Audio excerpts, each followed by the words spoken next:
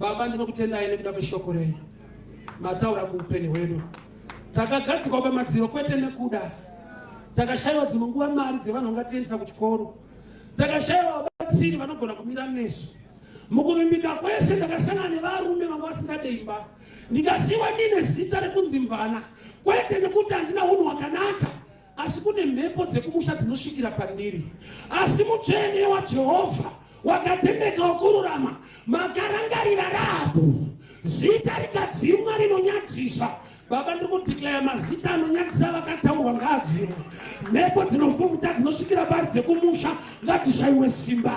Pachawira madziro pasi, vana pavachaenda kumadrugs vake ngavachengetwe. Zvirwere pazvichabata vazhinji, protection pamhuri yake. Wakatendeka wenyasha.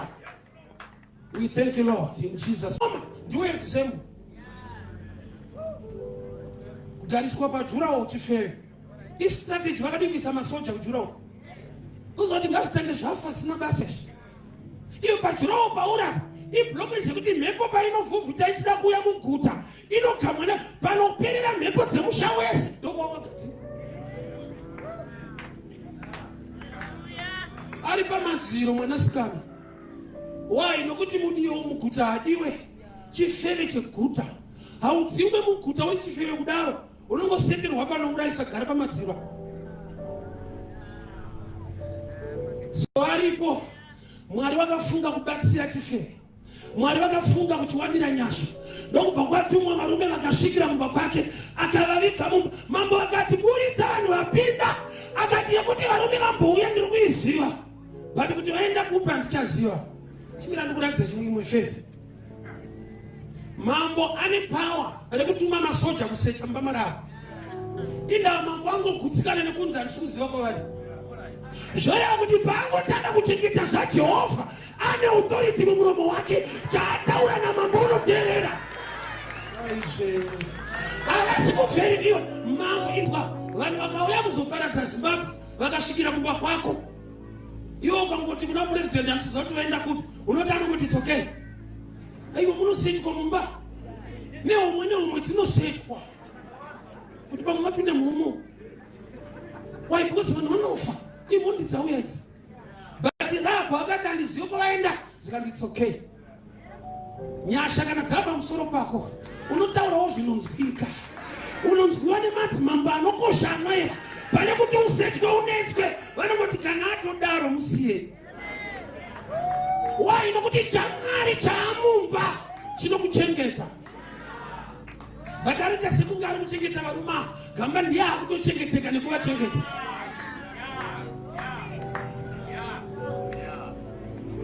Matthew 11:28 yakaita kuti kuchechi kuzari. Nokuti vanhu vanoda kuzorora. Inoti kudii? Uyai kwandiri makaneta makaremerwa, ndichakupai zororo. Vanhu ndokubva vaudzana kumaraini kuti varume mukada kuzorora handei. Vamwe vedu vari kuzororawo. But unozorora kuti vanhu vaa muchechi havasi kuzorora. Chikonzero vana kushenda pana verse 29. 28 ndo yakati vaimuzorore. 29 ndokubva yati takurai joki rangu. Aisha, program yekuzorora ine kutakudzana futi. Gamba secret iripo, kana watakura zvake anoda kukurwisa, anotanga kutya muridzo zvinhu zvawinazvo.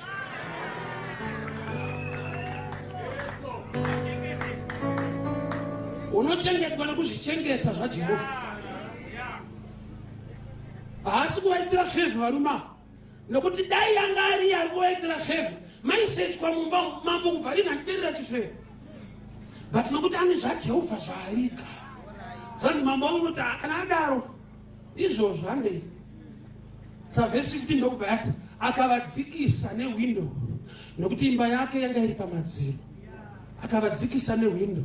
Vakaenda. Chinzwa, sungano yaJoshua naMwari ndeyekuti muchatenderera Jericho 7 times, and on the 7th day masvingo achawira pasi.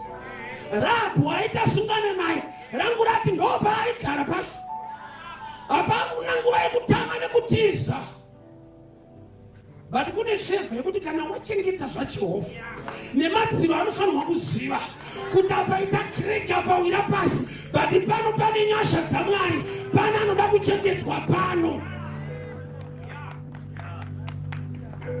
So mashingo eJeriko akawira pasi. Bhadhirahabhu wakararama. Chimwe chikonzero seararama vamwe vachifa. Mwari vane plani yekuti arohwe. Saka havadi mawitness anotaura sirizvo. Nokuti pese pawasvika muguta ukada kuroora ukatotora chifeme kune vanoenderwe sei kuti kana masvika munzvimbo munabvunza ndo maiJeriko vamakututa ako vanhu vanotaura kwavasina kuswera ka kune vanhu vanoziva nyaya dzako dzawakanga newe wemuridzi iwo uchaziva kuti wivhi wakaisa rini uyo anotoziva kuti wave 2 weeks ne 4 days anotoziva kudarika iwo wakaigadzika mumusoro Satambe ni munhu ane nyaya dzako neimwe wakatamba kuchikoro iwe muridzi hauchaziva anotopota achiudza vanhu kuti but tiri grade 6 amaya. So Mwari anoda kunyararidza mawitness ese muJeriko nokuti pakasiyiwa 1 or 2 rabva roreke. Pane mumwe muromo inofanira kunyararidzwa naJehovha kuti uropafadzwa. Pane vasingafanirwa kutaura kana ropafadzo yako yakuuya. So masvingo ese akawira pasi. Rahabhu ndokubva ararama. Ari kuraramira chikonzero. There is a reason for every blessing. Dai Mwari mandikomborera, dai Mwari mandikomborera. Subject yekukuropafadza havaitadzi zvikonzero. Tipeiwo chingwa chedu chezuva ranhasi. Chingwa hachinganetsi Mwari kuti vakupe lofu. But kana waguta uda kuenda kupi ndo pane imwe nyaya. Une nyaya dzauda kupedzisa dzawakuda kufambira waguta ipapa. Waropafadzwa nechingwa une makuhwa uda kuti uchifambisa.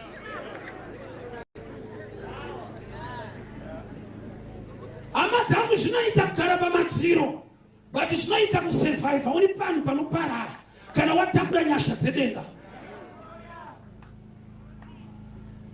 Pamadziro apa pakudiwa vanhu vane action kuprotecta zvaJehovha kuti Jehovha akurangarire. I always tell people this and I always repeat wherever I go. Ukaita munamato, prayer attracts God's attention, but action attracts blessing. Zvaunoita zvinodenda kuropafadzwa. Zvaunotaura zvinoita kuti Mwari akunzwe chete. Saka nyaya yako yakanzwiwa. But kuti ukomborerwe iye anoti ndiropafadza kubata kwemaoko. Kwete kuchema kwako kubata kwemaoko. Watopedza kuchema pane action kari kutsvagwa.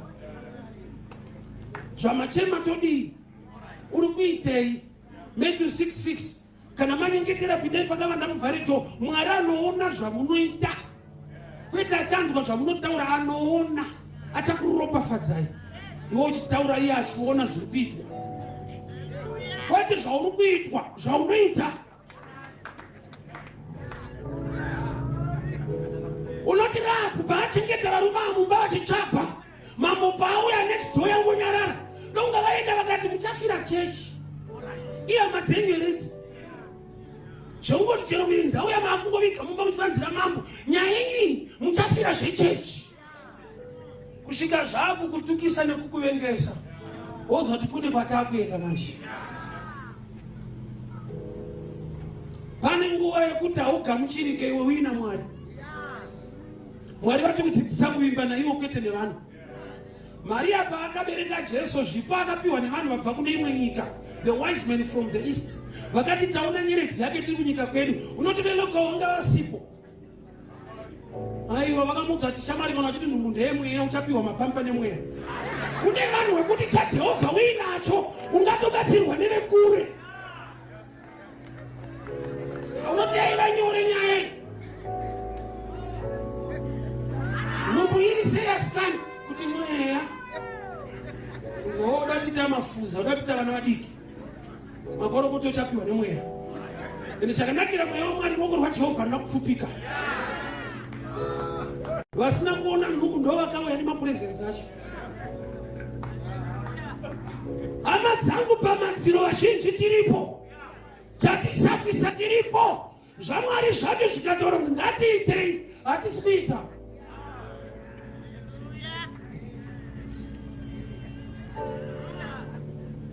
Action yangu pamusoro pezvinhu zvaMwari. RaMwari rinodai so much.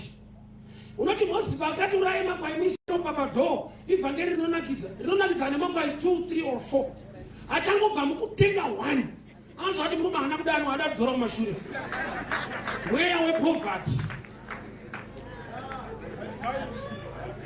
Rimwe vhangeri hariuye right time rinouya riri right to make time right. Kana wakura uchanzwisisa kuti sei mapiritsi evakura achivava evana achitapira.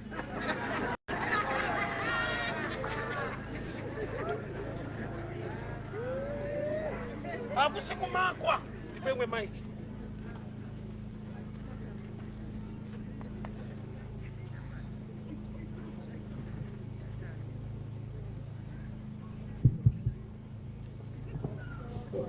Vakura havana kuvengwa. Nzwisisa kuti kana munhu akura unokoshesa utano kudarika kunakidzwa. But kana ari mwana mudiki angatoda kunakidzwa kudarika utano hwacho. Unoziva vana vanenge vasina appetite vainakirwa nekutamba. Svika mubereki akasvika zvaita vabereki vedu so vaiti kana vatenga chingwa une usimbe hwokuti usina appetite. Chavaita vaiti vakazora majerini rimwe pisi woti jemu rimwe pisi. Vanozva nekunakirwa chita uregere. Chingwa chikatopera. But mwana akadevelopa pamusikanzwa anokiriya jemu okiriya majerini odzorera futi chingwa. So rikaparidzwa raunofanira kunge uchiita auite. Unongoda I receive my house, my car. Ufunge zvinoshandirwa. Zvinhu zvaunoona uchiti Mwari akaitira vamwe wakakanganwa kuziva zvakaitwa nevanhu ivavo. Mwari waAbhurahama makarangarira muranda wenyu. Abhurahama ane zvaaitira Mwari wake. Wakangonzwa zvaiitwa naMwari waAbhurahama, hauna kunzwa zvaiitwa naAbhurahama waMwari. Makarangarira Josefu ari mujere Mwari mukanomuita mambo waitizwa mai Potifa. Iwe mai Potifa unotiza iwewe itori opposite.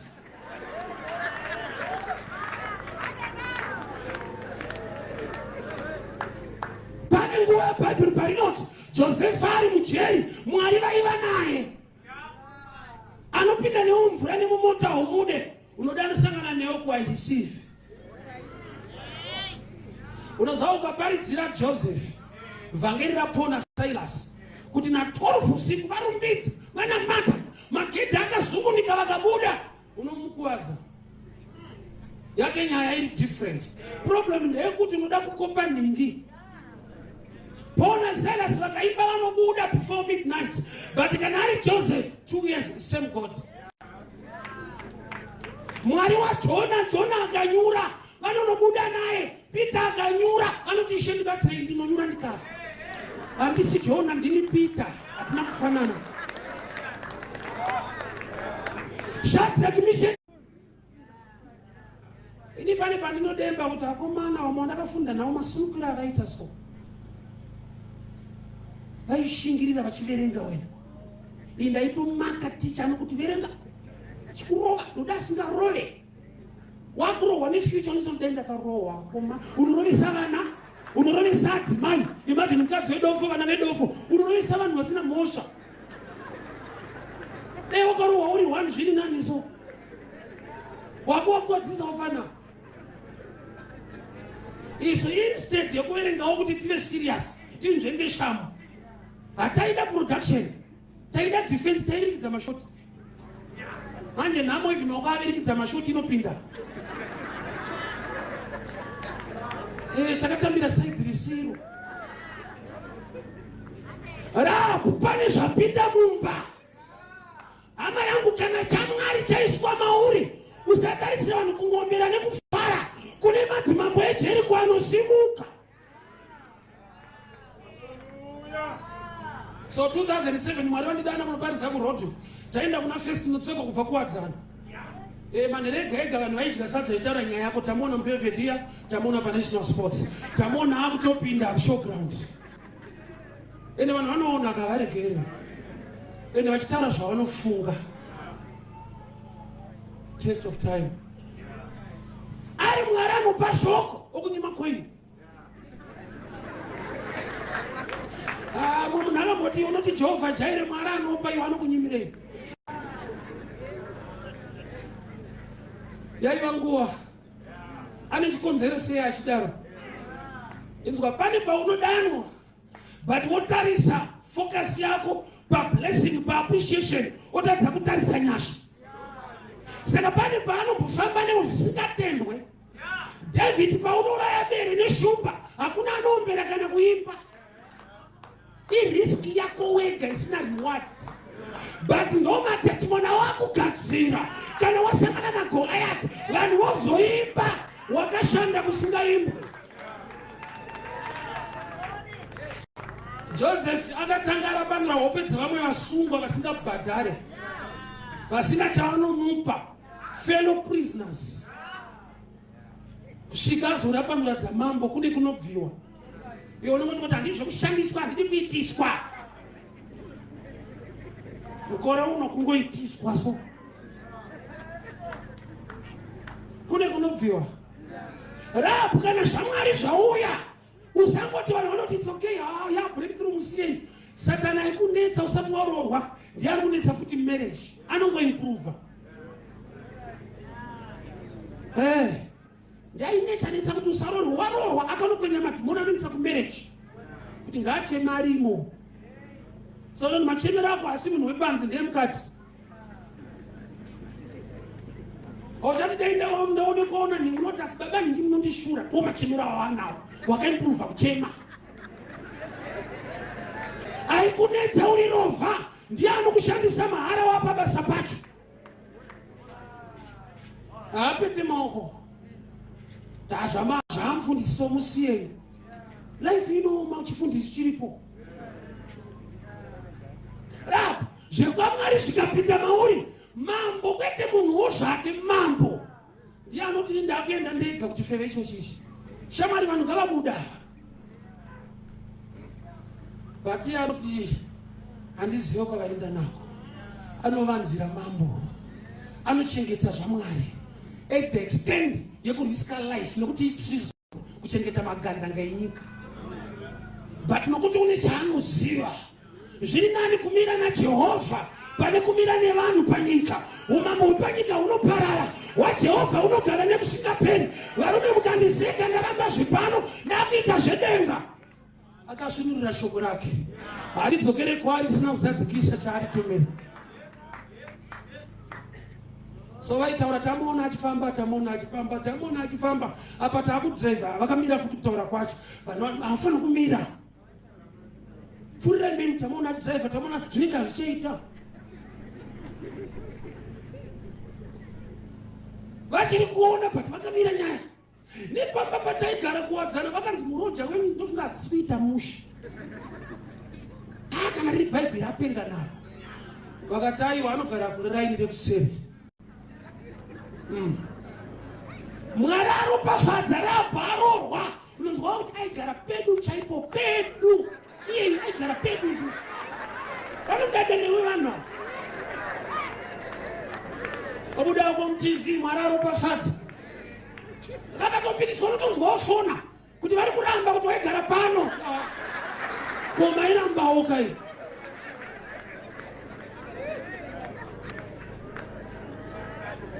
Zvakapinda mbamarabu zvinomuchinja, saka mambo hafariri change.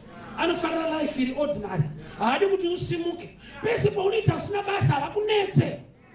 Shumira Mwari uono. Shamwari dzangu apa dzaindinetsa pataiswera tese kumabhawa. Face wangu big up. Pandakatanga kuparidza big up yabviswa.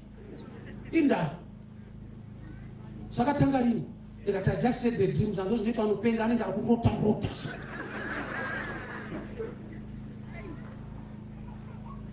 Hazvirambe zvakadaro. Ainzi Rahabhu chifeve, haina kupera yakadaro. Akazonzi akazova tateguru waKristu.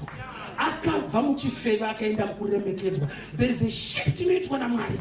Zvokuti vanhu ngavapa testimony vanogona kukurambira.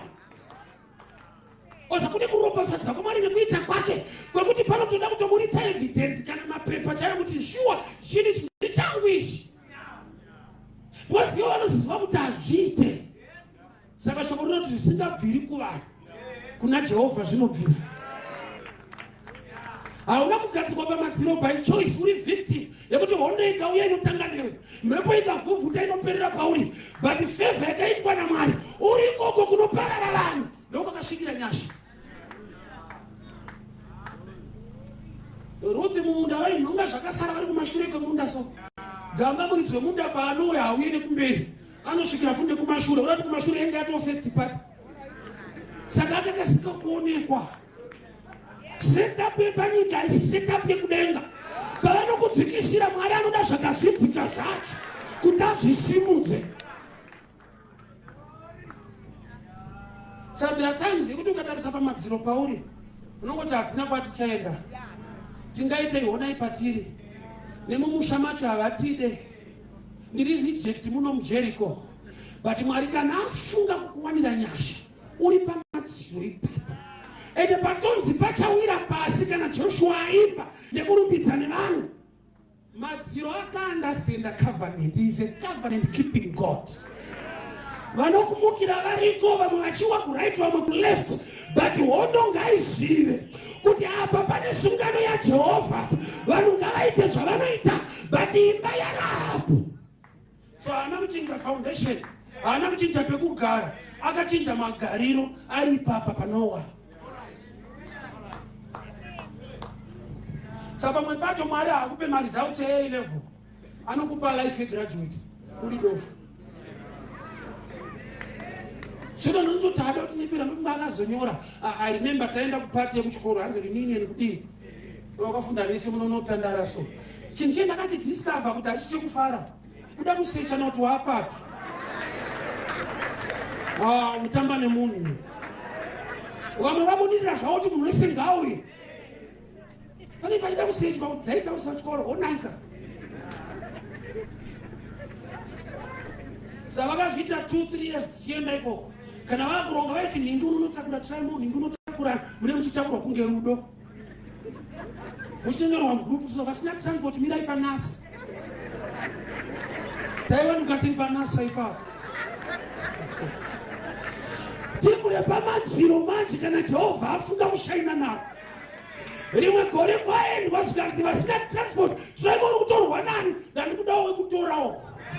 Tina Mwari wekuti akashanda pamadziro, kumwe kwese kunowira pasi, but nyasha tinokuchengeta.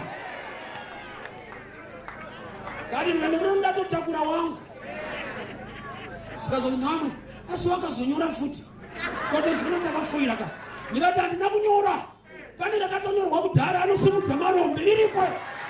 Zvekunyora ndega ndambomira, ndaakushanda neraakanyora, nekuti musharukwa harevi nhema. Isu marombe tine mavhesi edu eshashanza ndawana, but emarombe arimo. Shashanza kuti uchaita sei, but isu marombe tinawo edu. Kungotsika pavhesi woti ndo zvamakareva kuti type yedu munosimudza ndiri pano. Hanzi ataura chokwadi sokazonyora futi here. Ndati rakanyorwa baba. SaJesu unoti zvakanyorwa zvichinzi. Unosimudza marombe kubva muguruva. Ende ndiye Mwari wezvokwadi. Vakomana vakashamisika kuti vakomana. Nokuti patakatanga kushumira mustriti kanyaya kakafamba magrupu ekuchikoro. Svanza vakomana zvakaoma. Life inokisa pakona zvokuti unoparidza wega. Vanhu vanotaura va. Hanzi ari kufamba achiparidza so. Zvani nemumwe point blank, uchadya Bhaibheri, ende shuwa ndaakudya. Gondomire pano. Ndora ndodya. Hakusi kuchinyirwa chokwadi. Rodyika wena. Iye hakusiye nzara kamusharukwa. Vanhu varamba kufita muprofita Elisha. Vakati mboenda baba kundimbodemonstrata kuti vanhu vakakusiya ina ndikusiye. Kana zvinoda nyama ndo zvinokupa nyama. Hazvina kutanga nhasi kuti vanhu havadi vanhu vaMwari. But zvakatanga kudhara kuti Mwari unoda vanhu vake. Unoti paaifidwa kubaka kulokesheni kwakwafa vanhu. Vava varipo. Vava sisade. Takasvika pamadziro nechechi. Ndazonzwa mumwe kuti kuenda kuchechi so kunopfumisa munhu. Iwewe kana chigona kupfumisa munhu unozvimakirei? Mbozvitanga wega kokumbozvipfumisa unozvimakirei? Vada kutiita varombo, vada kutitorera mari dzedu, asi wakauya uri mene. Ukaita riseki zvakanaka, wakatouya zvakaoma ka. Saka bofu John chapter 9 rakaiswa mumavhu naJesu kumaziso, harina kukomplena nokuti rakaandastenda kuti wega ndine mavhu handina, mari dzauti akangofanana, so chandopopota chiya. Beta kutomboiswawo mavhu pamwe zvinoite change, nokuti mavhu asipa pasi kuoneka chinhu. Bofu ari kutoshorwa igaragara arione, kutoshorwa kukanganiswa kuona. Saka tonoti rofa riende kuofu, ragara riri paofu. Ukanzi munyika mune holiday rofa harifari, nezvirangaito holiday futi. Pane chekukomplena. Wakatouya zvakaoma, wokomplena kunzi kupa Jehovha akatendeka. Ende ekupa ndakatozva kuti hakuna asingape. Asingape pano kune kwaanotopa. Aiwa, varume tozivana kaizvi. Mukadzi akanyima Jesu mvura, anga atotaura kuti ingawani isu tinonwa itsime rababa wedu, rakacherwa baba wedu Jacob, ratinonwa isu nemombe. Panotonwa mombe tenzi vachinimwa. Atotaura kuti isu nezvipfuyo tinonwa. Saka Ishe unovanyimirei? Variko vanhu vekuti vakasapa Ishe vane zvimombe zvavo marenu. Zvinonwa muhomwe idzodzo, vane zvimombe. Izvozvi tiri kutoda skezi chimombe chavo. Watonzi data nechimombe chako manje so. Cheka foni yako. Watonzi dzedzi data wafa. Mombe iri kuda kumwa mtsime na Jehovha. Yekupa Ishe unayo here. Vanoniwane mombe patsime riri kunyima mari. Avarume vatozvati mfesi kutaura shuwa. Ichi chinotitengesa. Aiwa tsime haringonwa vanhu chete, ndoziva. Mari dzatinonyima nevana vedu vatakabereka dziri kudyiwa nezvimwe zvimombe. Amen. Varume bhoera wako mwana zvakatooma kumupa, but kwakachengeterwa marwe echimwe chimombe chinwa mutsime iyo. Dai Mwari atiwanira nyasha. Paunonyima Jehovha uchipa chimombe, tsime ndera Jehovha, ndiye the living waters, muridzi wemvura. Hama dzangu pamadziro, kana zvaMwari zvasvika, nyika hainyarare. Saka ndauya kuzokuudza nhasi, ramba ukamira pana Mwari. Usazungunudzwa. Zviri nani kuimba naJehovha pane kuimba nevanhu. Ramba uri paari musharukwa. Ane zvaanoita zvinodarika mambo weJeriko. Mambo uya anotofa munhu. Hondo payakauya vakatofa. Iye kuimba nemuni. Tina blazi vangu ari kumusoro. Kumusoro, ini ndinari kumusoro. Jehovha. Vako vari kumusoro kwaanodzikiswa. Dari kumusoro wacho akangonzi asisipo. Newo unotozoti amisodzi. Wakambona pakafa hama yekuLondon. Machemera anokuudza kuti naivo vafawa. Komboba vaidya zvo. I'm sure my time is done. Pamadziro tiripo asi nyasha dziripo.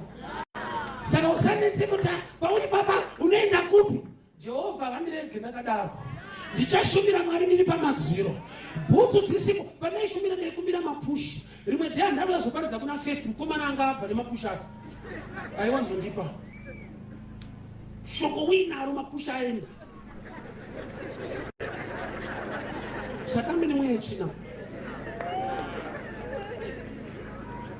Unoti Satani paakakumbira Mwari kuda kudetsa Job, inde akanyembera kudzungaira akaenda kudanga remombe. Iye akumbira munhu asina kumbira mombe. Kuziva kuti ndikamubatira zvinhu afa. Unonobatirwa kudanga ikoko. Uri pamadziro, nyika iri kuseka kuti mhepo dzinosvikira pauri. Nyika iri kuseka kuti pamadziro pachadonha. Iwe uchaudza kuti zvimwe zvingadonha, but naJehovha ndoramba ndiripo.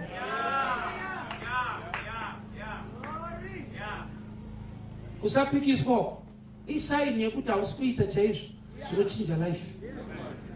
Kana one ukaisa chini pa Facebook kana one anotifutsa kana nokushauta kana kuvemba kana ka one ichka ngonosinga vemba ichka wakaipa asikirire pane zvamwari pane munhu anoda kusimuka hasha dzainadzo nedzekuona kuti zvapinda mumba Jeriko yaparara iye asararama saka havasekerera vanyarari kumwe kuvengwa chiprofita chekuti waakuita zvinhu chaizvo manje kumwe kudiwa chiprofita kunzi hapana iripo. Baba ndinokutendai nekuda kweshoko renyu mataura kuupenyu hwedu. Takagadzikwa pamadziro kwete nekuda, takashayiwa dzimwe nguva mari dzevanhu vangatiendesa kuchikoro, takashayiwa vabatsiri vanogona kumira nesu. Mukuvimbika kwese ndakasangana nevarume vanga vasingade imba, ndikasiwa ndine zita rekunzi mvana, kwete nekuti handina unhu hwakanaka, asi kune mhepo dzekumusha dzinosvikira pandiri. Asi mutsvene waJehovha wakatendeka wokururama, makarangarira Rahabhu, zita rikadzimwa rinonyadzisa. Baba ndikudeclare mazita anonyadzisa vakataurwa ngaadzimwe, mhepo dzinovhuvhuta dzinosvikira pari dzekumusha ngadzishayiwe simba. Pachawira madziro pasi, vana pavachaenda kumadrugs vake ngavachengetwe. Zvirwere pazvichabata vazhinji, protection pamhuri yake, wakatendeka wenyasha. We thank you, Lord, in Jesus' mighty name. Amen and amen. God bless you. Mwari vakuitire nyasha, Mwari vakuropafadze. Amen.